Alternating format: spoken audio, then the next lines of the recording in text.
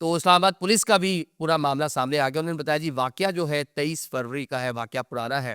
اب یہ ہوا کیوں, پولیس کا اس کے اوپر کیا موقف ہے. انڈیپینڈنٹ اردو نے بھی اس کو بڑی اچھی مطلب ان ڈیپتھ ڈیٹیل اسٹوری کر رکھی ہے, جو آپ کو بتاتے ہیں کہ معاملہ ہوا کیسے, یہ معاملہ تھا کیا.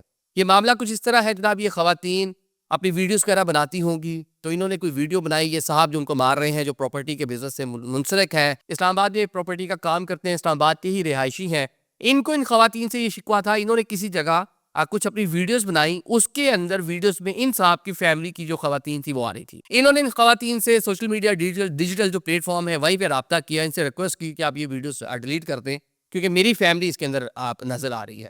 اور خواتین نے اب جو پولیس ہے اس کے مطابق ان صاحب کی جو فیملی تھی یا جس پہ وہ نظر آ رہی تھی, جن کا کلیم تھا, اس کو ڈیلیٹ کر دیا, ڈیلیٹ کر دیا. اب یہ صاحب دوبارہ اپنی فیملی کے ساتھ جناب یہ میکڈونلڈ آتے ہیں اور یہ خواتین وہاں پہ ویڈیوز بنا رہی ہوتی ہیں, تو ان کو ایک دم جناب یہ لگتا ہے کہ آج دوبارہ شاید میری ہی ویڈیو بن رہی ہے یا کیا ہو رہا ہے.